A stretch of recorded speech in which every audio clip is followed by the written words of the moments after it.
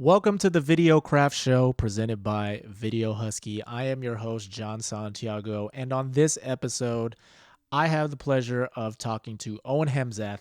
I talk with Owen about a handful of topics, including his own personal journey to creating content on YouTube, as well as an overlooked tactic that small creators should be using if they want to land brand deals. Stay locked in. You're tuned into the Videocraft show presented by Video Husky.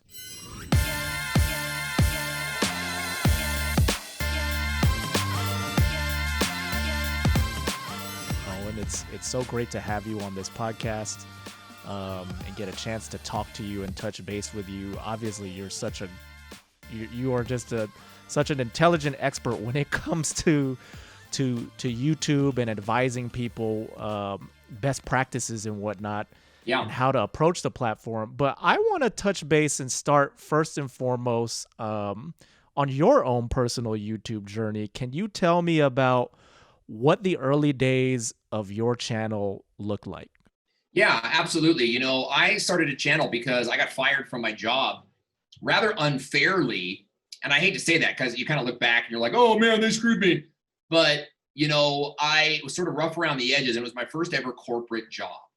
I worked at a radio station in Orange County, and I was finally doing what I thought I was born to do, right? Like in high school, I was very creative, and I was in theater, and I was in the media department, and I did all those things, right? And then when we got out of high school, I realized that you were supposed to apply for college, right?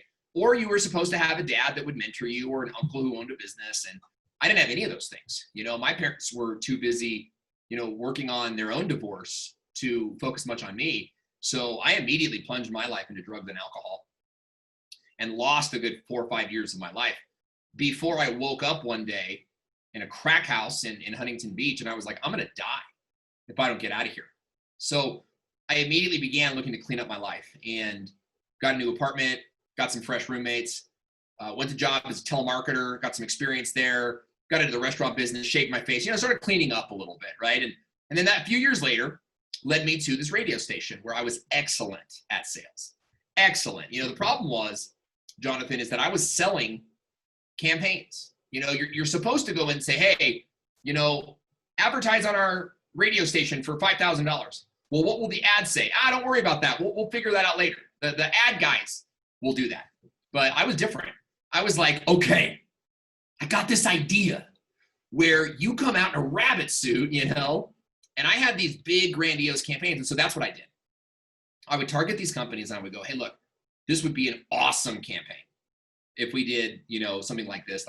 One of our campaigns was Kitchen in a Day. And it was brilliantly masterminded. And the whole idea was we'll install your kitchen in one day. And we made these whole ads and it was beautiful and it's wonderful. I was number one in sales for the radio time, but I was also number one in sales for the brand new internet streaming radio time. And there was a pre-roll ad for that, right? So I was actually using PowerPoint slides to create these short little videos that would, I'd like put it together and then like record my screen, This is back in like 2008, and that would be the pre-roll ad. So I was number one in sales for the company, but man, they hated me. I was a total threat to everything that company stood for. Right? It was corporate, it was wear a suit, and it was the Fullerton Club. Like all the bosses went to Fullerton together. Fullerton. So I was just a nobody, And they hated me, man. Like they were always like, hey, don't make any more ads like that. I was like, screw you, pal, do what I want. Like, and I went to my boss and I was like, do me a favor and don't talk to me unless you have something constructive for me. There's a lot of animosity. I was like, look at my name on the board. As soon as my name falls from that board, then we can have a conversation. I said, otherwise, leave me alone.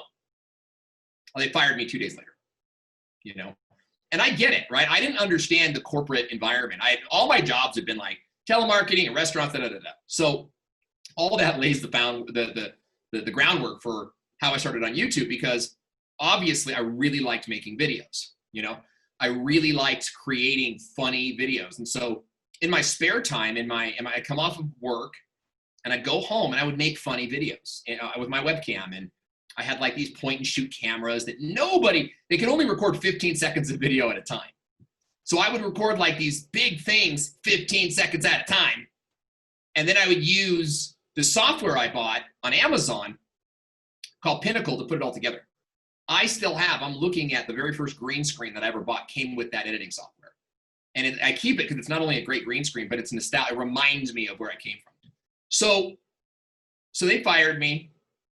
And I remember walking out of that office with my box, I had a plant sticking out of the box.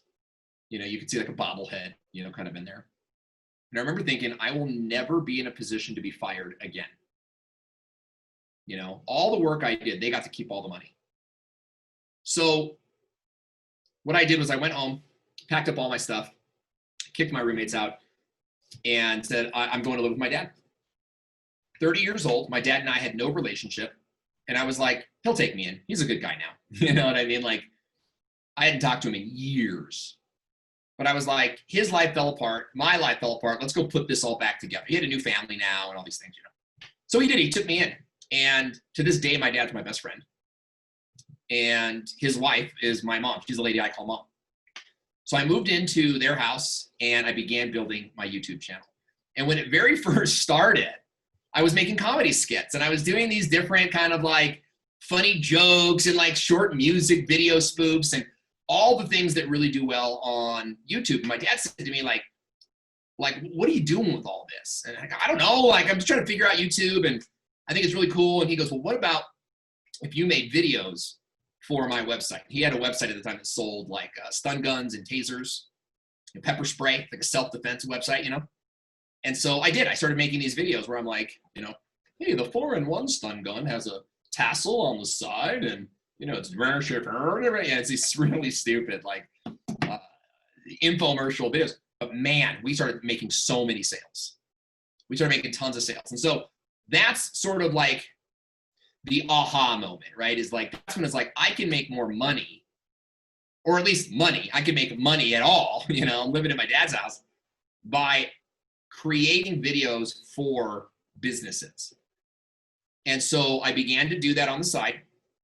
And I know I'd go to a company, I'd sell them some video, and I'd show up to shooting day, and they would have no idea. It's like, he didn't comb his hair. The office is a mess. And so I began to make videos that were like, how to prepare for your photo shoot, how to prepare for your video shoot tomorrow, and that became the Owen video channel. To this day, 60,000 views or 60,000 subscribers, millions of views. It's not a big channel. It's not. My buddy Nick is 500,000 subscribers teaching YouTube. Roberto Blake, 500,000 subscribers. Here I am sort of dwindling at 60,000, but that is a 7-figure channel. It's where most of our business comes from today. And we're very proud of the foundational work that we did there, right? Because we started the video marketing game. Nobody was making videos before me for businesses. And so even now I see videos that use my model, my training videos to make their videos. And, even though I don't get paid for those jobs, you can't copyright your ideas in that way.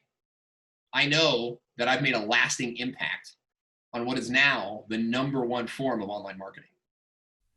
Man, that is an incredible story. I had no idea about, I have to, that's so illuminating. Obviously, I got to go back to the very beginning where you touched on being addicted to drugs and crack. I mean, oh yeah, I was a meth head for sure. As you were saying that made me want to ask you how much of that taught you about resilience and sticking to the process, because you were fighting, right? You're fighting to get your life back after this, this traumatic experience. And it's such a valuable skill to have when you're building a YouTube channel, because it can take a while. Yeah, it really can. And I was very blessed. At the time in my life, I was 22, 23 years old. And at the time I did not believe in God. Like, God had no role in my life, right? There might've been a God, maybe not. It's none of my business, right? And yet when I decided that I was going to stop doing meth and drinking, we were doing meth and mushrooms and ecstasy. This is like when ecstasy was really big. And I would do like 3-4 ecstasy pills at night. And I don't think I was trying to kill myself, but I didn't care if I did.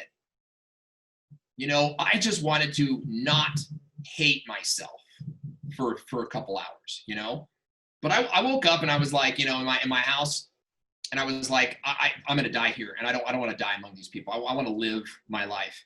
And I never did crystal meth again. I never did a single drug ever again. Never fiended for one and never craved one.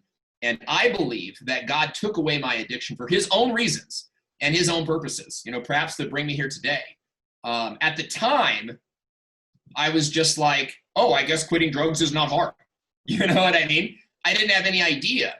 But so you asked, like, but the resiliency came from being judged by wealthy Orange County kids who didn't see any need for me. And for I mean, these people, these peers, they're my peers now from different, you know, not my high school peers, but, you know, like they're my same age group. They're now my bosses at these jobs. They're the supervisors. I remember once, as I was just trying to get my life together, I got a job at Tilly's because, like, I need some new clothes. I need some clothes that aren't like drug clothes. And I worked at Tilly's to get the discount. And I was like 21, 22, but all the girls there, the manager, were like 17, 18. And they treated me like garbage. They treated me so bad. They snarled at me. They wouldn't help me. They wouldn't talk to me. They would gossip about me. And the resiliency came from that, from knowing deep inside that they had no idea who they were dealing with, and that they ended up here after having cushy, wealthy Orange County lives. Whereas I'm starting out here. So that resiliency is necessary on YouTube because you're going to put your heart and soul into a video that no one's going to like. You know, and you're going to get platitudes from your friends. Yeah, it was good. What'd you think about the part with the alien? Oh, I didn't watch it that part. And this is a video you put your heart and soul into. So you have to, you know, really understand that you're like who you are and why you're doing this. Are you doing this so that Jonathan likes your special effect? Or are you doing this to show the world that you came to play? Are you doing this to share your art? Because look, I'm an artist. I want my art to touch people and to affect people. But when I get 10,000 views on a video, I know that that video only touched very few of them. But 9,997 of them, they just wanted to get some quick tips so they can make some more money. But there might have been 3 people whose lives were changed because they took it seriously or because they were watching with intent. So when I make a video, I try to think about that person. And is this video really helpful to that person? Or am I just trying to show off for someone who doesn't really care? Yeah, it's really like, to me, what it sounds like is really focusing on, I'm gonna borrow like the Seth Godin term, Kevin Kelly, 1,000 True Fans term, but the minimum viable audience, reaching that smallest segment. And it's very reflective in the channel that you have. As you mentioned, you're not one of like the super big fish in terms of subscribers and sheer subscriber count, but you reach enough people to make an impact to where you have turned this into a viable business and a viable living for yourself. And that's something I think that gets so lost when people are starting out, or maybe they're a little bit early on in YouTube and they only have a few thousand subscribers, is they're always just waiting to get, well, when am I going to get the 1 million view video, or when am I going to get to 1 million subscribers? And you're showing like you can be successful without that. Yeah, and I want that. Don't get me wrong. And I have had that, you know, and I've had that on TikTok. I'm a TikTok comedian as well. You know, we decided to launch a channel on TikTok that does what I really love to do, which is sketch comedy. But here's the thing is that you said some very complimentary things. I want to accept that and say thank you. You know, viable business. But again, it's 10 times more than a viable business, right? It is a business that has accomplished every human dream I have ever had. You know, and again, maybe I was dreaming too small, but like my dream was to be sort of well-known and respected. Done. You know, there's not a big YouTuber in the space that does not thank me or acknowledge me in their channels. And I'm extremely grateful for that, you know? And I don't need that. I don't need Nick Nimmin to be like, oh, by the way, Owen's the man. But you know what? Every chance he gets, he'll talk about the early days with us working together. Roberto Blake is the same way, you know? And so there's like relationship here. And it's not just about the art, right? The art is there, and you got to just keep creating your art and not worry about the views, right? I mean, you should watch it, you should track it. The hardest thing for me is like not caring about the views, but still watching them, because you learn a lot of things. You know, you learn like what your audience is going to like. And here's the thing, I'll make a video that's like, I know they're not going to like this, but I need to make it. You know, and then there's other ones where I'm like, oh my gosh, they're going to love this. And so by watching views and watch time and tracking analytics, you start to get a sense of who your audience is, and then you can serve them better. It doesn't mean you do what the analytics say to do, right? You have to be true to yourself. But then you can also start to acknowledge what that video, how that video is going to perform, you know, which I think is very liberating. So yeah, you know, I don't have the biggest channel, but I'll tell you what, I want it to be on the news. I'm on the news all the time now, man. Like San Diego news, Salt Lake news. I get calls all the time. Come on the news, talk about TikTok. That was my dream in high school. I want to be like a news, not a news anchor, but like a news contributor, you know? I want to be the expert that they speak to. I've done that. I always wanted to go to Ireland. Always wanted to go to Ireland. I'm not Irish, but just Ireland has always been a beautiful town to me, a beautiful island.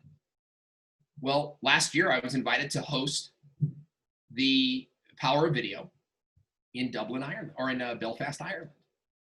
So video has accomplished all the dreams of my life. I support my family on it, you know, but not only support my family, we do videos together as a family, you know, on TikTok. So our family time is also that passion. And so, you know, that I think is where I want you guys to be, is in this place where you're doing what you love. What you love is paying the bills, and you're doing what you love. I often say, you know, don't teach people what you know on YouTube. Show them what you know how to do on YouTube, right? So we all kind of get stuck in, some of us with like how-to channels, like how to do SEO for your business, right? But what if you did a video that was like, watch me rank this keyword in 2 days or less? And so you're not teaching it so much, but you're like, all right, guys, here's what I'm going to do. We're going to try this, this, this, and this, and I'm going to do it by Friday afternoon. Let's go. And so you're now, you know, there's a little bit of teaching, obviously, because you're like, okay, first I'm going to do this, this, and this, but you're adding this whole narrative to a tutorial that is really going to resonate with people, right? People love narratives, they love stories. And I think there's obviously a lot of room for tutorial channels. Like, you know, hey, today I'm going to show you how to rank a term on SEO, da, da, da, da. But when you can actually show them that you did it, way more exciting. So think about the things that you're good at that nobody else can do the way you can. You know, if you're an SEO guy and you're, let's say you're an SEO guy, but you play trumpet, just something like random, okay? Then you should be playing trumpet in your videos, right? You should be the background music. Or maybe you have a magic trumpet. Here, let's ask the magic trumpet. And it's just these short little things that add personality and character to your video, because nobody else can play trumpet, right? Who else is doing that? For me, I have beautiful kids, right? And they love to be on camera. So I try to put my kids into my videos as often as we can. And sometimes it's very natural. The other day we're filming a video and Scotty walked in. She wanted an ice cream. And so you can see it in my latest video. I had the camera. I said, get her on camera and just record this. And we did. And it was short and sweet and fun, but it's something that nobody else can do, right? And so you've got to find ways, like, what are those passions inside of you? Is it crafting? Is it quilting? Are you a great singer, right? Because you don't have to start a singing YouTube channel if you don't want. But if you're going to start like an SEO channel or a channel about audio gear or maybe you want to talk about like, auto mechanics, then sing in those videos somewhere, right? Find a way to put what you love into your videos. I waited way too long to start doing that, and that was the biggest mistake I made. When did you start doing that? Like 2 weeks ago. No, it's okay. So I did a series of videos right before I got cancer the first time. And those videos had comedy in them, right? And I really liked those videos. They didn't have as much comedy. I wasn't like Unleashed. But now we're starting to add little skits into our videos, and we're trying to like show off my humor a bit more and my quirkiness, and it's really, really working for us. The results that we're getting are skyrocketing our channel. And so like I go into these, like I've always been so serious, right? I've always been so serious because, I came from drugs and alcohol, came from the street. Who's going to trust me, right? All those Orange County kids told me I was dirt and trash, nothing, right? I had no trust fund. I didn't go to Fullerton. So I was always so serious that they would take me seriously. But I'll tell you, there's nothing wrong with those guys. I'm not going to sit here and be like, oh, well, screw them. I make more money than they do now. And that is true in a lot of cases. A lot of these people that used to make fun of me have the same sales job they had 20 years ago, which is fine. That's amazing for you. Great. I'm glad your life worked out. I'm glad you didn't turn into a cokehead Orange County kid. You know what I mean? But their opinions no longer motivate me. And my goal is to be the best video creator that I can be. And I'm learning more and more about how to do that every single day. When was that point for you to really be less motivated to say prove people wrong, to then just say, hey, I'm doing this for me. I think during COVID, I think when COVID hit, when COVID hit, we had already decided that we didn't want to travel anymore, right? Like I had already been to Belfast. I go around the world, around the country. I'm at all the major conferences. And truthfully, if a conference doesn't have me at their video marketing, to me, it's like, then who are you going to have? And typically they'll have someone local that they found at their chamber. It's not even someone that can really help, right? They just, whatever. I'm not trying to knock it. It's just like, I go to all the conferences, right? So I was tired of traveling, and we had made some good money, and I realized that all of my childhood dreams had come true, right? I'm on the news regularly now. I'm making more money than I ever thought. I don't want to talk the number, but I always had this number in my head where like, I'll be a decent person if I make this much money. We make 2-3 times that now. And I'm like, what's next? And so we decided we didn't want to travel anymore, and we wanted to focus on content that would actually change the world, that would actually change lives in homes across America. And, I've always enjoyed being a dad, right? Being a dad is like the core thing I want to do in life. Raise my kids to be responsible adults, funny, leaders. We say in our household, Hemsaths are leaders. And so that's when we had this vision to build a network of YouTube channels with family-friendly content for the latchkey kids of America, the parentless, the fatherless kids of America. Because there's so much garbage on YouTube. We wanted to not be the garbage. We wanted to be the light, the salt on YouTube. And so we packed up our bags from San Diego, and we moved to Salt Lake City about 2 months ago. And we have been focused on all sorts of new channels. We've got an Alexa channel in the works called Life Automated, where we're going to just do Alexa tutorials and whatnot. See, I think a lot of people are like, oh, he's going to do like a how to be a great dad channel. I might do that. Might be a podcast. I'm not sure. But here's the thing I know is that these kids are going to grow up in an Alexa world, right? And so might as well be the guy that they're learning Alexa from. No profanity, no gratuitous nakedness or just any of the things that you see out there in the technology channels, But we also have this TikTok channel where we're doing family comedy sketches. And it's all clean comedy. We do walk the line sometimes, but don't we all? And we're just beginning. You know, we have so many ideas for channels, and we can't start them all. We need other people to start them so that we can support them. But that's our vision, and it came to me this year. I want to talk to you about, the logistics of handling that as we move a little bit more into like the tactical side of things.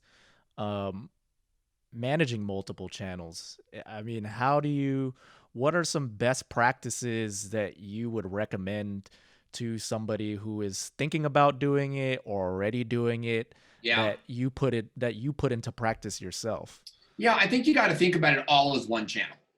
You know, like obviously your content strategy is going to be a little different, right? What we do for Life Automated is different than what we do for Video Spot, and that's all very different from what we do on TikTok. But we treat it all as one channel, and we use one project manager where all of these, we don't even recognize that they're from different channels, right? It's just simply we're doing an Alexa video today. We're doing a YouTube, like a YouTube tutorial today, or we're doing a Restream video today, and Restream is a phenomenal company, restream.io. And if you're looking to go live on YouTube, Facebook, LinkedIn, Restream.io, phenomenal company to work with. We do a lot of videos with them. So it's like maybe we're doing a Restream video today. And we just do the videos. It's not until they're uploaded that it's like, oh, which channel does this go on? So managing multiple channels, I think, is like, again, they're in their infancy. But so far, it's just not that hard, Just make video and upload them, Oh, but you have to log out and log back in. It's like, boo-hoo, Spencer. Like, what are you crying about? Open up Safari in one and Chrome in another, and boom, you can be logged into 2 accounts, So I think what we do is we decide it's more work than we deserve to do, right? That's too much work. I deserve riches and fame without the work. That's too much heavy lifting. My mom told me that she would take care of everything for me. I don't like this, It's work, but it's the best work of your life because you're putting your heart, your soul, and, your masterpiece out there for the world to consume. You don't think Michelangelo spent 16 hours? No, it had to be more than that. 16 years, right? On his back, painting the Sistine Chapel. Can you imagine? Which guys, is so important. Speaking to the millennials and younger out there, because we kind of scoff at the Enlightenment, but you have to understand what was going on before the Enlightenment.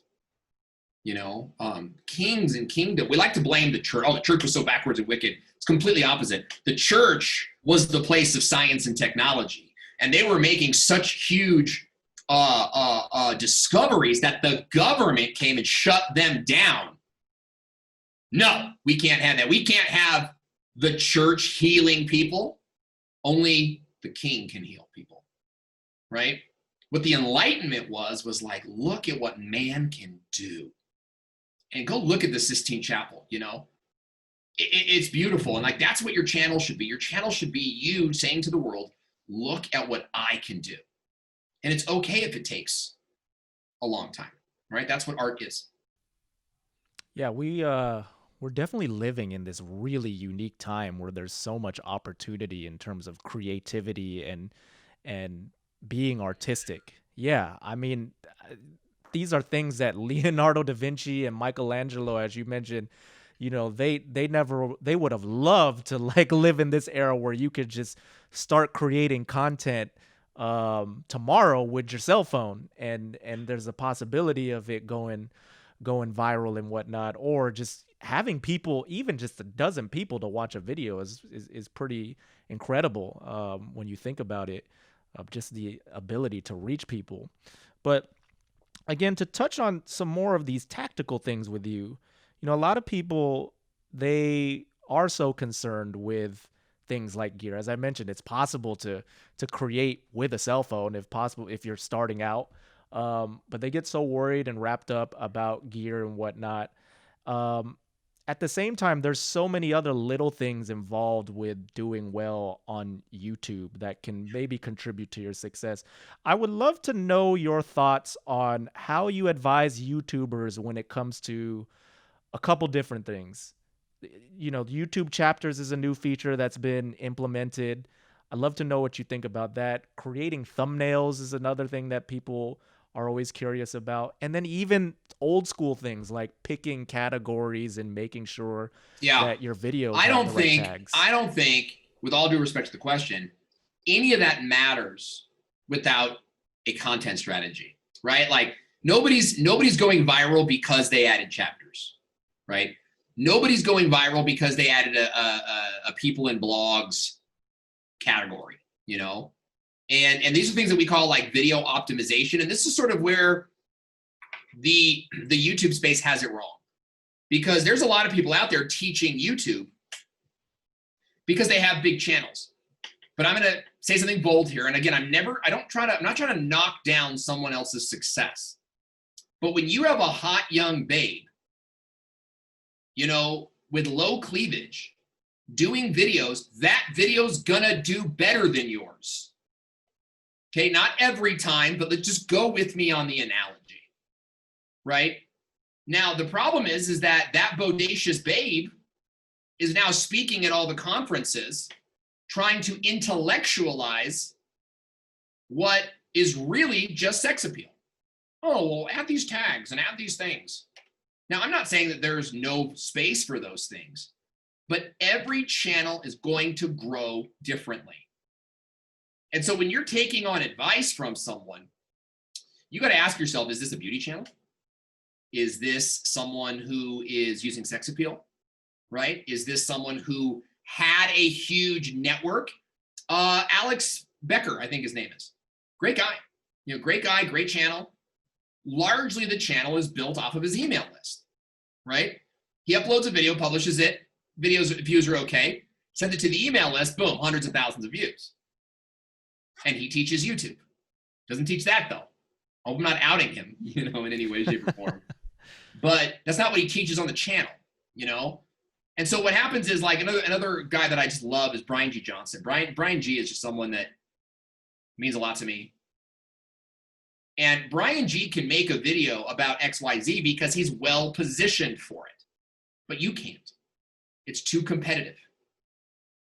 Right? So you have to be looking at your channel as like in real life.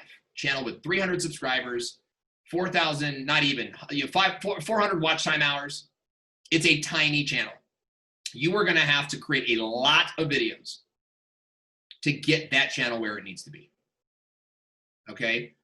And I think what a lot of people do is they're like, oh, if I add this magical keyword into my title, then my video will pop. You got to remember there's 100 other people just like you thinking those same thoughts. Okay? So it really comes down to content strategy. And your content strategy, your YouTube channel should be like a table, a sturdy, reliable table. And I believe that your table should have 4 legs on it. These 4 legs are 4 different content silos that you make content for. Okay, so think of it like a show on channel 2. Yeah, you turn on channel 2 and they've got the morning shows, daytime TV, that's 1 leg. Later on in the afternoon, they have soap operas, that's another leg. And they have reruns, that's another leg. And then they have the evening news, that's another leg. Okay, but they also have primetime shows, that's 5th leg. So you're not limited to 4 legs, but just go with me on the analogy here. What are the shows that you're adding to your channel? Right? If you're just looking for SEO keywords to rank for them, it's just not going to work for you. Now, that's not to say you can't get a couple of high-ranking words and get a couple of videos, right? Some of my colleagues, like, they jump on me like, what, dude, I rank videos all the time. Yeah, but you've got 1 million subs. Little bit easier to rank, right? And here's the thing. If you have a reputation already, people log in for you. So, it's a good idea to get videos that rank on the search engine. But then what you got to do is when you rank a video, you got to build out subset videos. on that same topic. Part 1, part 2, part 3, part 4. Now, don't call them part 1 and part 2.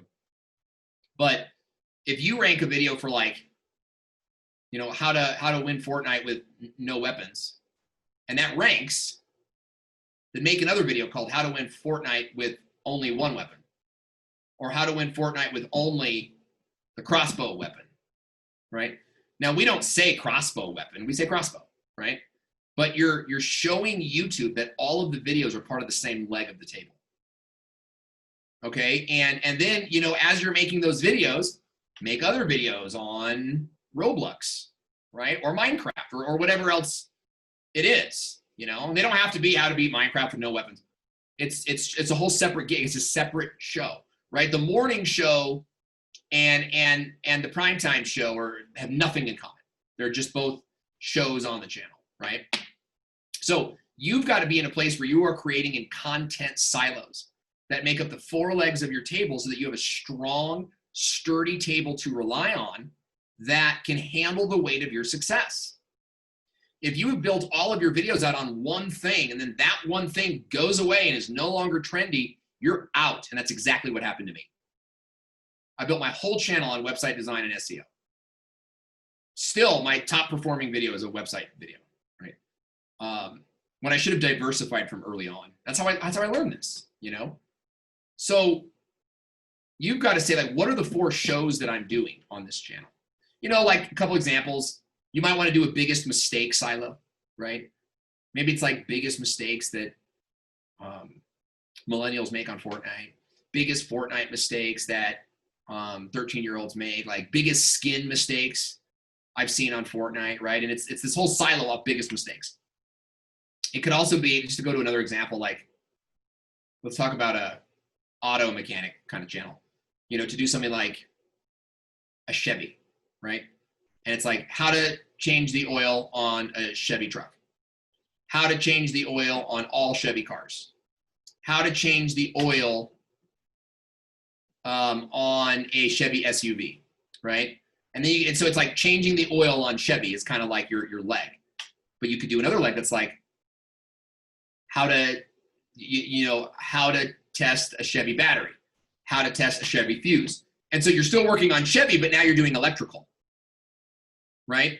So you've got to have a content silo, because when you have multiple videos on the same topic, you're triggering the algorithm and you're creating binge watchable scenarios for your viewers. And that is what makes your videos viral, right? You do a great video on the color blue and then you made no follow-up to it? That's just foolish. It's just foolish. Don't feel bad. No one's teaching you that. But now I am. Now you know. You got to go do it. It's almost like, what it sounds like to me is like thinking about content from the perspective of each video is part of an individual series, right? It covering like a topical theme, and you're just building and building upon that to potentially get that momentum from the YouTube algorithm. As you mentioned, the YouTube algorithm will pick up on that. Yeah, and if you do 3 or 4 and they're not popping, then maybe move on to something else. It doesn't mean they won't pop later. You know, like we did, we're doing a series on TikTok right now. It's not popping, but it will, because the entire country is going to be on TikTok soon. So we know that we're not expecting big views from these videos, you know, but they're going to be there with watch time in a set when our audience finally starts moving on to TikTok, and we're going to be the leaders in that as well. So it's like investing, you know. You don't run to where everybody, like SEO is like the gold rush. Everybody moved to California searching for gold. But the suggested YouTube algorithm is like opening up a restaurant in the middle of the gold rush. You know, that's where the money was made. Yeah, you might see somebody here gets picked up with a big nugget of gold. That person there gets a big nugget of gold. But as the restaurant owner, they're all eating at your place. You know, so be smart. Be smart on YouTube. Gotcha. That's very insightful stuff. It's something even Justin and I, the founder of Video Husky, we've been talking about that as well in terms of our own content strategy of what we're doing. So I know exactly what you guys should do. I won't tell you here on the show, Yeah. But I know exactly, because I'll tell you, I'm already starting it because Video Husky is a game changing service, and having an editor for only $250 a month or whatever, maybe $300 a month, can free you up to create while someone else is editing. I don't care if you're a small YouTuber, find a way to make that investment. When you can free yourself up from the, oh, but Owen, I do my editing. Okay, well, I mean, that's fine. That none of the big YouTubers edit their own videos. Okay, I get it. $300 seems like a lot of money, but if you could crank out videos, get monetized, and make $300 a month in AdSense, then you should do that, right? Same with like if you have a job. If you're a YouTuber and you YouTube on the side, but you have like this job at Starbucks or something, maybe at your uncle's shop, you should invest in an editor. You should invest your money. Look at all the great investors. They worked to be able to invest in their businesses. So I highly recommend it. And we get people signing up to VidHusky all the time because we believe in it, and it's a great service. I know you were talking about content strategy, and I just went off on how much I love you guys, but like you guys changed the game for me.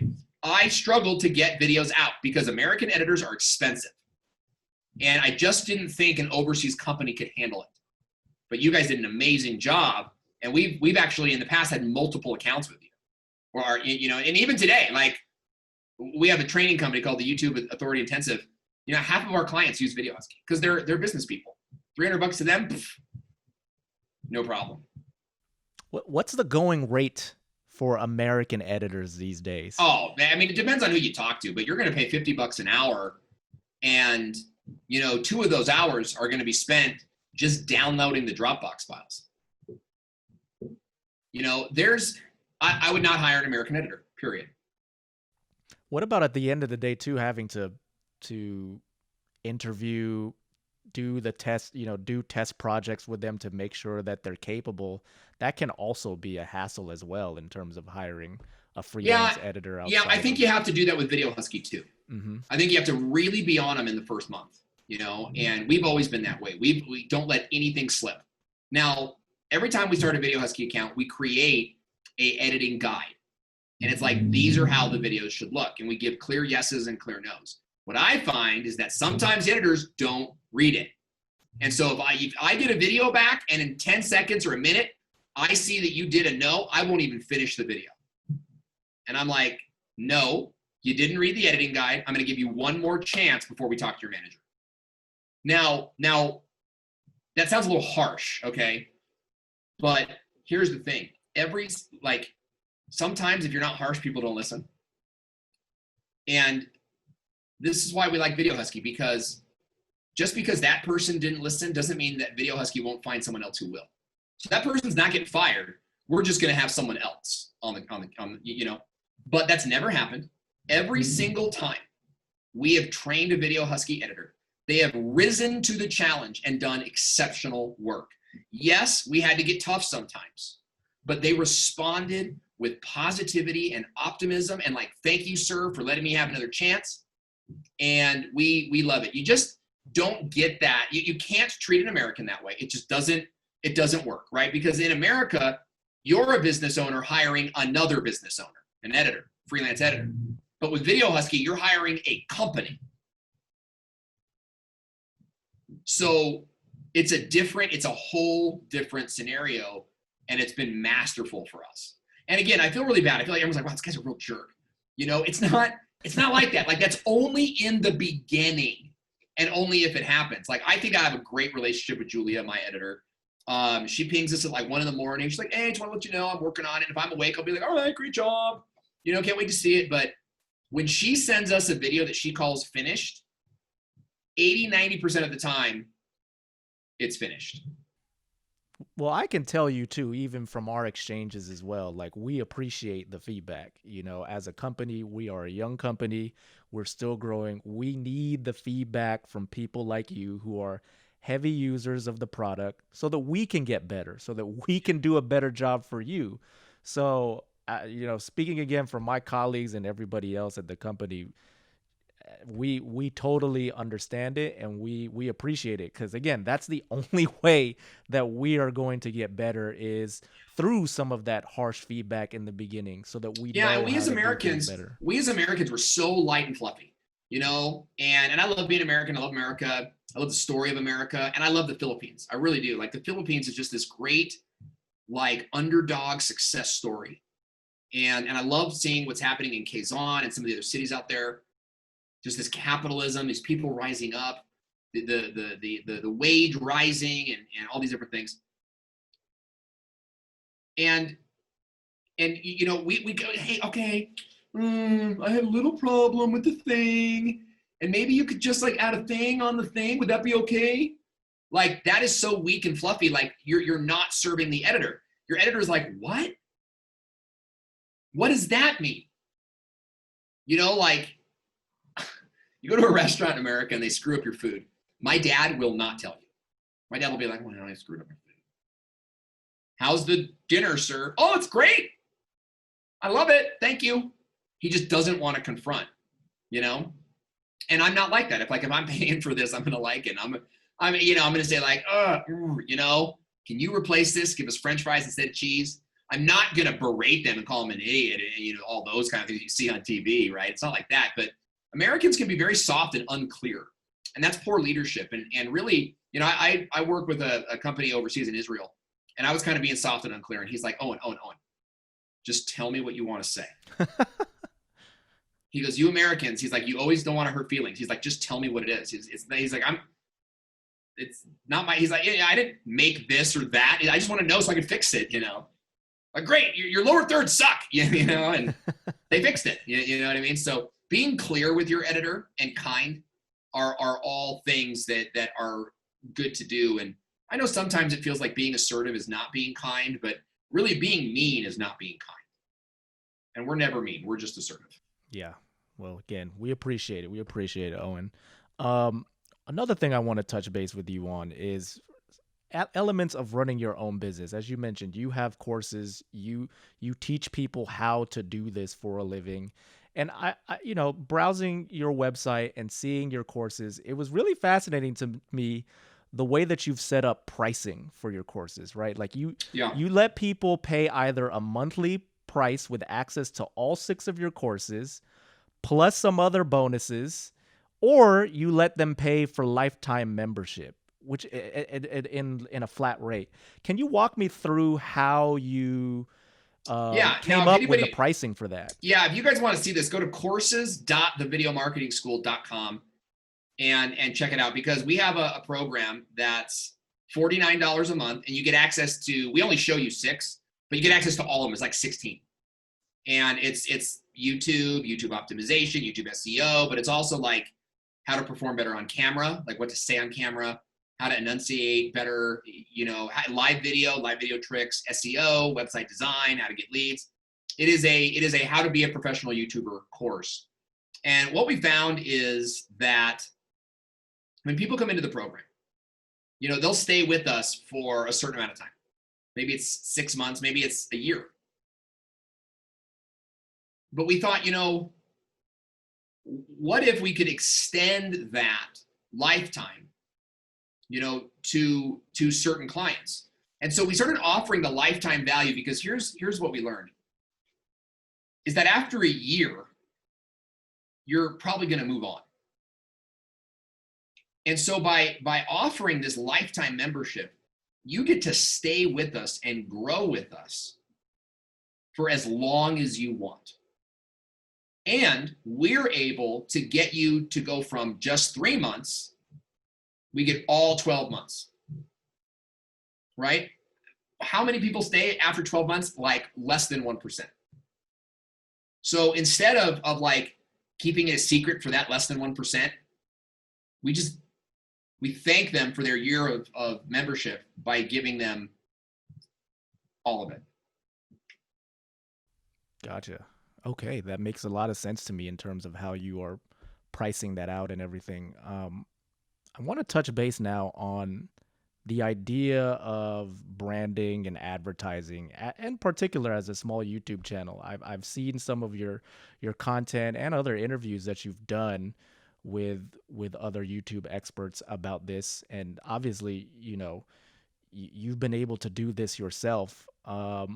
It seems like a lot of small up and coming YouTubers, they think to themselves, I don't have enough subscribers. I don't think I can ask for anything yet.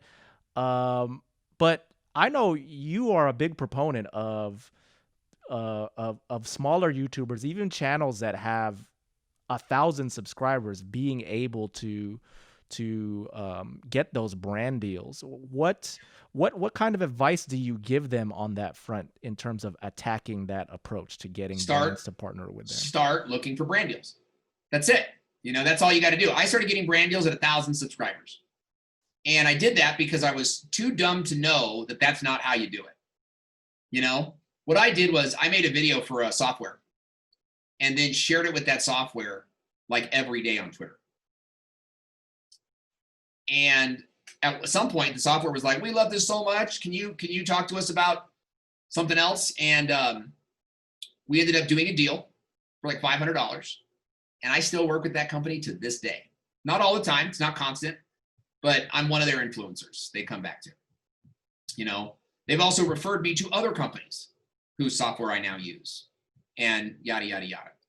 So look, the brand doesn't care as there's two kinds of brand deals. There's influencer deals, and then there's production deals, right? So an influencer deal is like you're getting paid because you're a big name, and that's going to be a $30,000, $40,000 deal.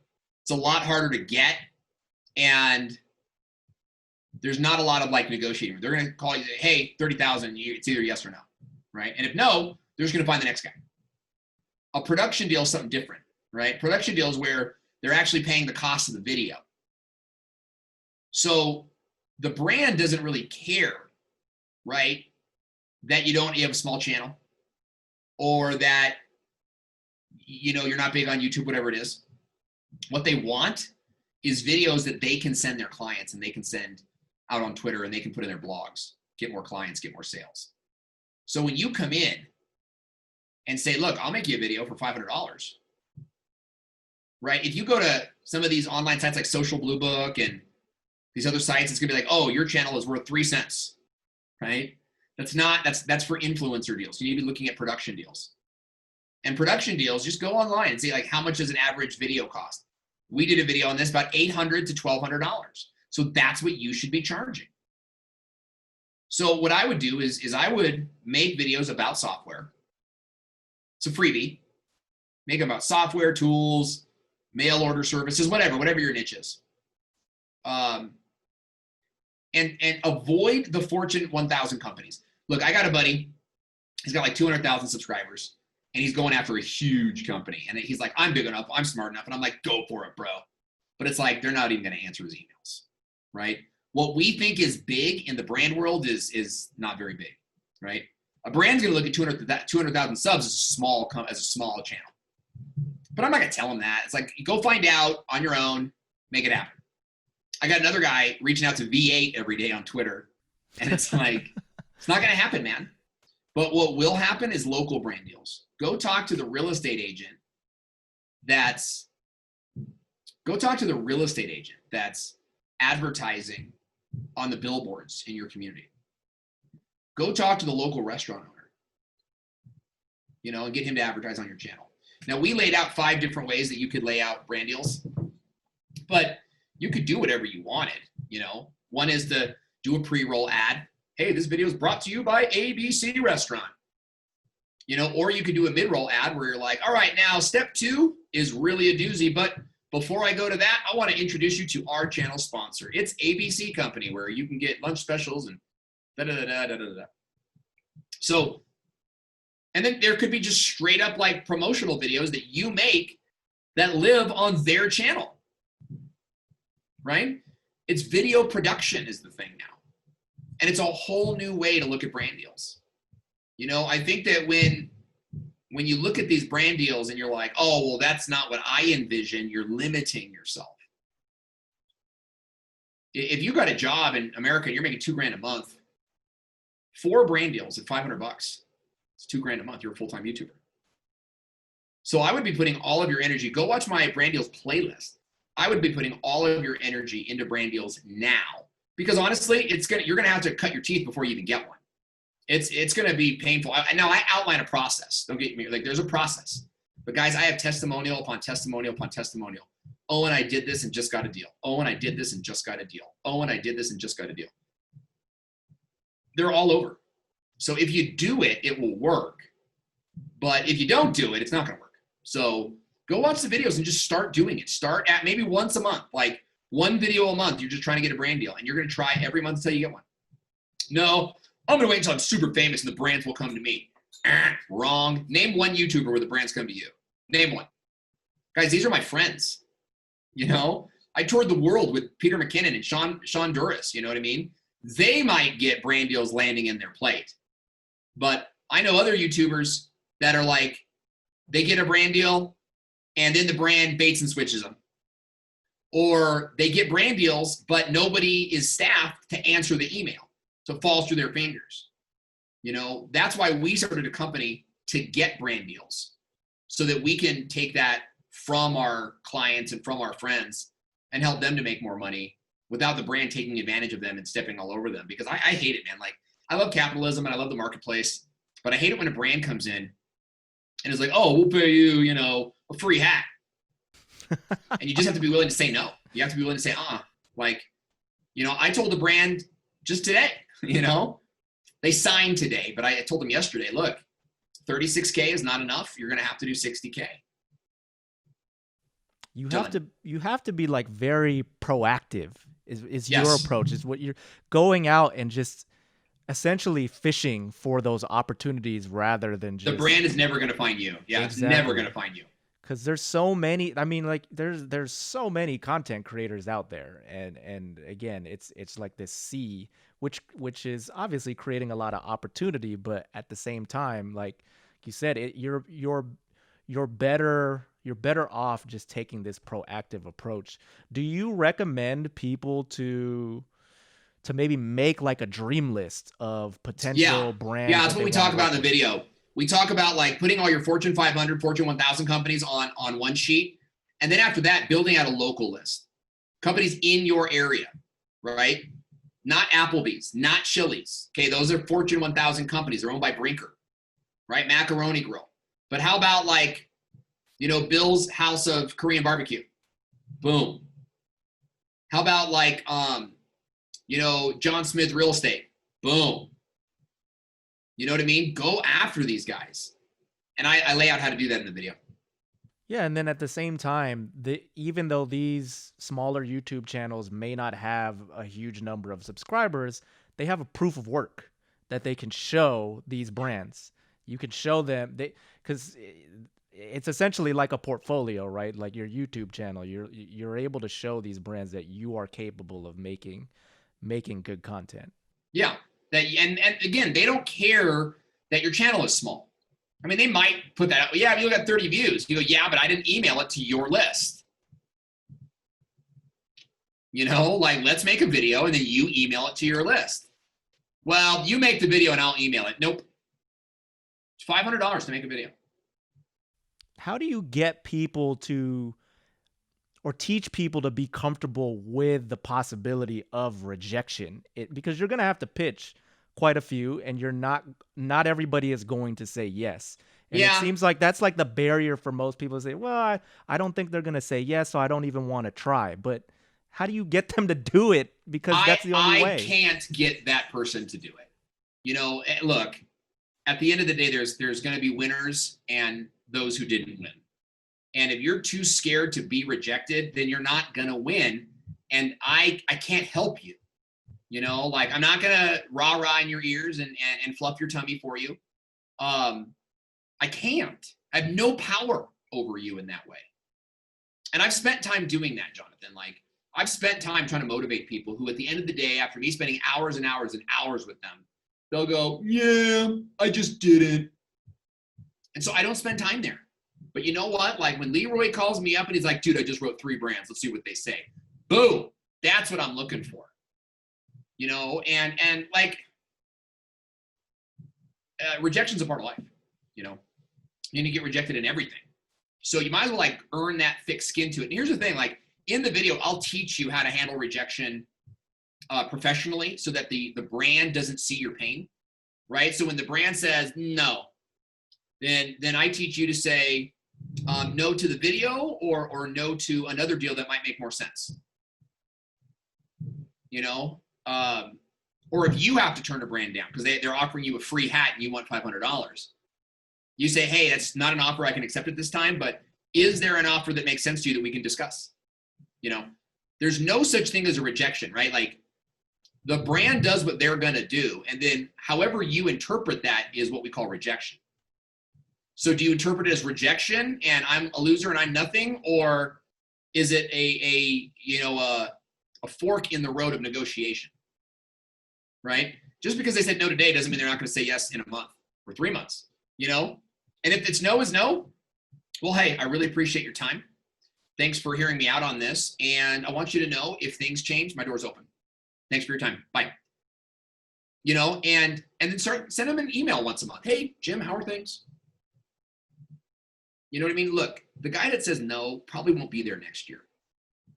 Not because he made a big mistake, but that's just the way corporations work. He got a promotion, demotion, left the company, whatever. So go back in, hey, is Jim there? No, he's not here anymore. Oh, who's in his role? That's me. Oh, great. You know, I was working with Jim on a brand deal for YouTube, and maybe we could pick up that conversation here. Yeah, it's really important to think of no as not right now, essentially. Like you can, it may be no for now, but maybe down the road, if you really, really, really want to work with a particular brand, then keep pitching them. Just keep trying to reach out and see if there's opportunities there. It's very useful. It's a very useful skill to have, not only in terms of pursuing brands, but also just in other facets of life. So Owen, this has been awesome to chat with you on this podcast. I mean, I learned some great things, obviously, about creating content on YouTube, but some amazing things about your life that I didn't know as well. And I appreciate you for being very candid and honest and sharing with me your story and how you got to where you are today. And it's really awesome. Is there anything else that we didn't get to talk about that you would love to share with the audience before we wrap up? You know, we covered a lot today. And so I just want to encourage you guys and inspire you guys to be the person that you were designed to be, you know, and don't worry about the opinions of others. Don't worry about what they're going to say. The haters are going to hate. You know, this idea that you can please everybody it's an invented idea. Not even I please everybody. You know, I get hate as well. I got hate from people that I love, you know, gossiping behind my back or whatever, trying to elevate themselves. And it hurts. It definitely hurts. But, you know, like, I believe I have a mission to do, and I'm going to fulfill that mission. And I'm just grateful that right now that mission is, you know, making sketch comedy that makes people laugh and YouTube videos that make people money, you know, because people like that. So what'll happen is people will start to admire you for your tenacity, and it won't matter how good your content is. So do what you're going to do. Do what you want to do. And don't try to worry about what the algorithm's going to like, you know. Do what you want to do. Awesome. Well said, man. Thank you so much for joining me on this episode. I appreciate it. Appreciate you, bro. Awesome. Thanks again to Owen Hemsath for joining me on the show. If you want to learn more about Owen, you want to connect with him, you want to reach out to him, maybe for coaching yourself, we've got links to all of his platforms that he's active on. We're talking about YouTube, Instagram, TikTok, the whole nine, in the podcast show notes and in the show description of the YouTube video. If you're watching us on YouTube, we've got that all linked in those areas. And if you enjoyed this episode of the Videocraft Show, make sure to leave us a review wherever you tune into podcasts. It's really helpful for me. We love the constructive criticism. We love the feedback. We love to hear from anybody who is listening to the show. And at the same time, if you want to stay up to date to everything that we're working on, make sure to subscribe to our email list. It's really the easiest way to stay up to date on everything that we've got going here on the Videocraft Show, as well as content that we're creating for the Video Husky YouTube channel. So make sure you subscribe to that. Until next time, I'll see you.